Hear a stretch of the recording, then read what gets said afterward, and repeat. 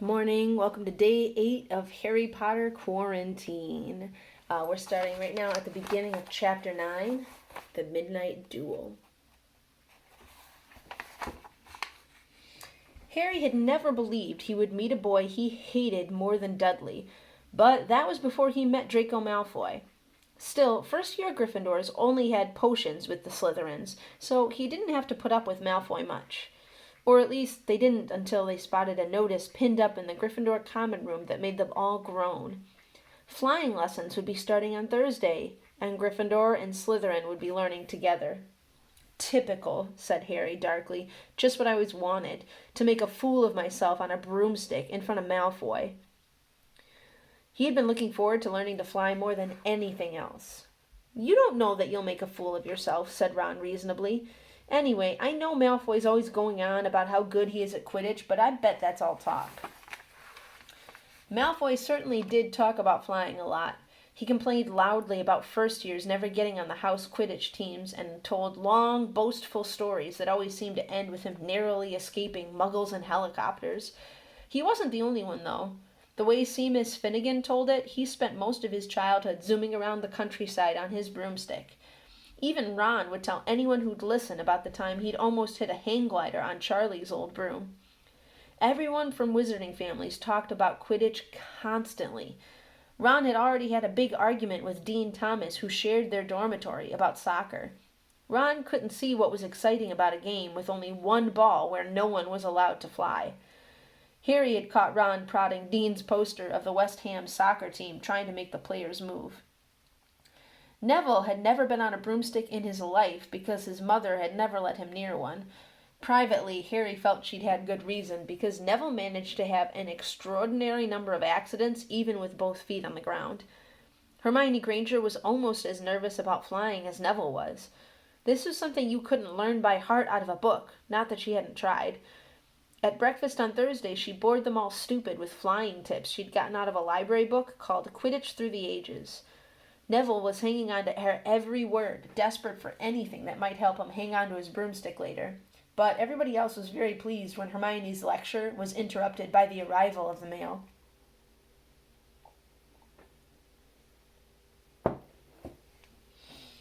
Harry hadn't had a single letter since Hagrid's note, something that Malfoy had been quick to notice, of course. Malfoy's eagle owl was always bringing him packages of sweets from home, which he opened gloatingly at the Slytherin table. A barn owl brought Neville a small package from his grandmother. He opened it excitedly and showed them a glass ball the size of a large marble, which seemed to be full of white smoke. "It's a Remember-All," he explained. "Gran knows I forget things. This tells you if there's something you've forgotten to do. Look, you hold it tight like this, and if it turns red..." Oh. His face fell because the Remember-All had suddenly glowed scarlet red. "You've forgotten something." Neville was trying to remember what he'd forgotten when Draco Malfoy, who was passing the Gryffindor table, snatched the Remember-All out of his hand. Harry and Ron jumped to their feet. They were half hoping for a reason to fight Malfoy, but Professor McGonagall, who could spot trouble quicker than any teacher in the school, was there in a flash. "What's going on?"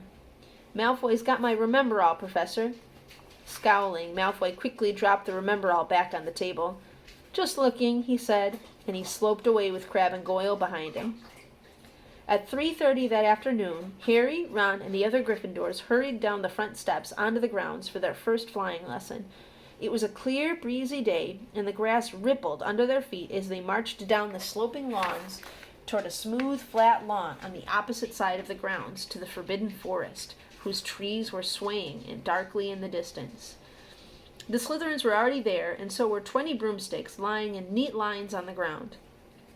Harry had heard Fred and George Weasley complain about the school of brooms, saying that some of them started to vibrate if you flew too high or always flew slightly to the left. Their teacher, Madame Hooch, arrived. She had short gray hair and yellow eyes like a hawk. "Well, what are you all waiting for?" she barked. "Everyone stand by a broomstick. Come on, hurry up." Harry glanced down at his broom. It was old and some of the twigs stuck out at odd angles. "Stick your right hand over your broom," called Madame Hooch up at the front, "and say, 'Up!'" "Up!" everyone shouted. Harry's broom jumped into his hand at once, but it was one of only a few that did. Hermione Granger's had simply rolled over on the ground, and Neville's hadn't moved at all. Perhaps brooms, like horses, could tell when you were afraid, thought Harry. There was a quaver in Neville's voice that said only too clearly that he wanted to keep his feet on the ground. Madam Hooch then showed them how to mount their brooms without sliding off the end, and walked up and down the rows, correcting their grips.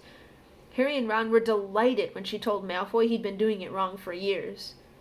"Now, when I blow my whistle, you kick off from the ground, hard," said Madam Hooch. "Keep your broom steady, rise a few feet, and then come straight back down by leaning forward slightly. On my whistle.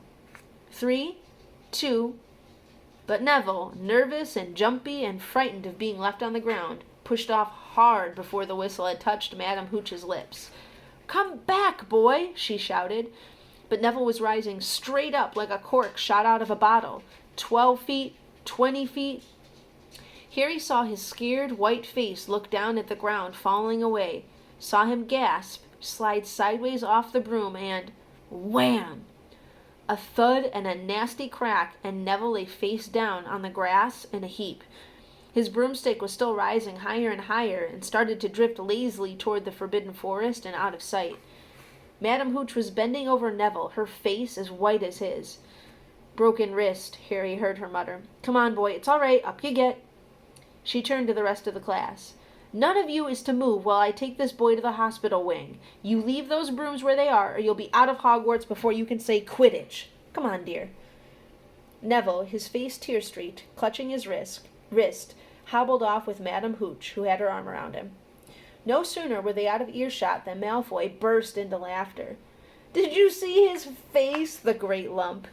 The other Slytherins joined in. "Shut up, Malfoy," snapped Parvati Patil. "Oh, sticking up for Longbottom," said Pansy Parkinson, a hard-faced Slytherin girl. "Never thought you'd like fat little crybabies, Parvati." "Look," said Malfoy, darting forward and snatching something out of the grass. "It's that stupid thing Longbottom's granny sent him." The Remember-All glittered in the sun as he held it up. "Give that here, Malfoy," said Harry quietly.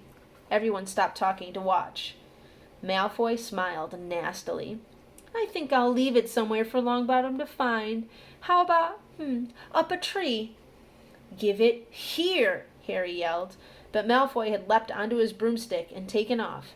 He hadn't been lying. He could fly well.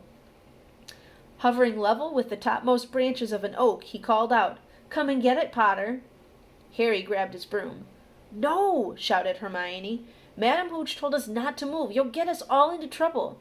Harry ignored her. Blood was pounding in his ears.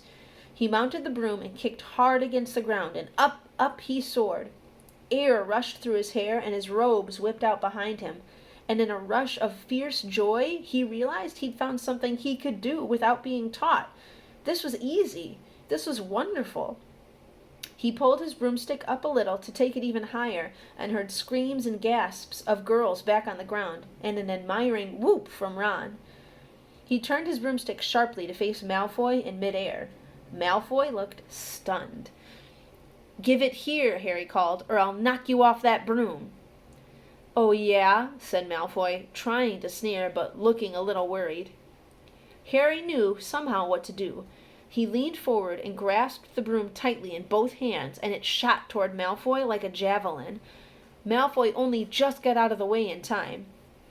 Harry made a sharp about-face and held the broom steady. A few people below were clapping. "No Crabbe and Goyle up here to save your neck, Malfoy," Harry called. The same thought seemed to have struck Malfoy. "Catch it if you can, then," he shouted, and he threw the glass ball high into the air and streaked back toward the ground. Harry saw, as though in slow motion, the ball rise up in the air and then start to fall. He leaned forward and pointed his broom handle down.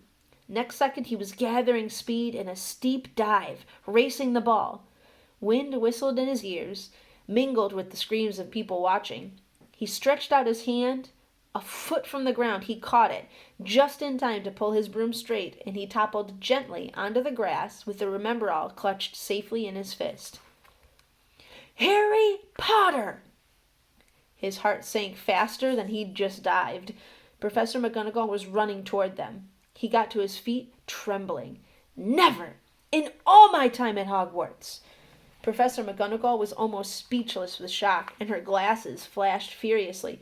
"How dare you! Might have broken your neck!" "It wasn't his fault, Professor." "Be quiet, Miss Patel." "But Malfoy—" "That's enough, Mr. Weasley. Potter, follow me, now."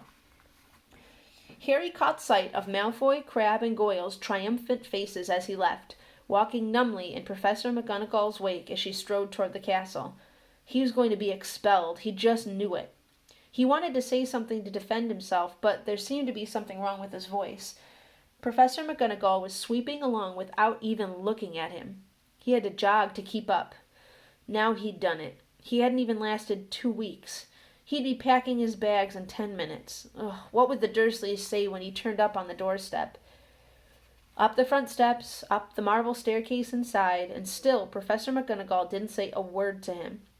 She wrenched open doors and marched along corridors with Harry trotting miserably behind her. Maybe she was taking him to Dumbledore.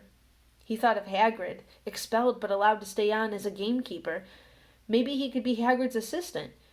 His stomach twisted as he imagined it, watching Ron and the others become wizards while he stumped around the grounds carrying Hagrid's bag. Professor McGonagall stopped outside a classroom.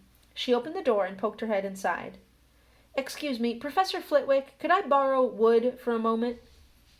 Wood? Thought Harry, bewildered. Oh, was Wood a cane that she was going to use on him? But Wood turned out to be a person, a burly 5th-year boy who came out of Flitwick's class looking confused. "Follow me, you two," said Professor McGonagall, and they marched on up the corridor, Wood looking curiously at Harry. "In here."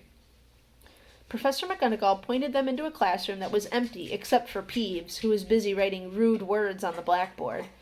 "Out, Peeves!" she barked. Peeves threw the chalk into a bin, which clanged loudly, and he swooped out, cursing. Professor McGonagall slammed the door behind him and turned to face the 2 boys. "Potter, this is Oliver Wood. Wood, I've found you a seeker." Wood's expression changed from puzzlement to delight. "Are you serious, Professor?" "Absolutely," said Professor McGonagall crisply. "The boy's a natural. I've never seen anything like it. Was that your first time on a broomstick, Potter?" Harry nodded silently. He didn't have a clue what was going on, but he didn't seem to be getting expelled, and some of the feeling started to come back into his legs. "He caught that thing in his hand after a 50-foot dive," Professor McGonagall told Wood. "Didn't even have a scratch on him. Charlie Weasley couldn't have done it." Wood was now looking as though all his dreams had come true at once. "Ever seen a game of Quidditch, Potter?" he asked excitedly. "Wood is captain of the Gryffindor team," Professor McGonagall explained. "He's just the build for a seeker, too," said Wood, now walking around Harry and staring at him. "Light, speedy. We'll have to get him a decent broom, Professor, a Nimbus 2000 or a Clean Sweep 7, I'd say. I shall speak to Professor Dumbledore and see if we can't bend the first-year rule. Heaven knows we need a better team than last year. Flattened in the last match by Slytherin. I couldn't even look at Severus Snape in the face for weeks." Professor McGonagall peered sternly over her glasses at Harry. "I want to hear you're training hard, Potter, or I may change my mind about punishing you." Then she suddenly smiled. "Your father would have been proud," she said. "He was an excellent Quidditch player himself." We're going to pause right there. See you tomorrow.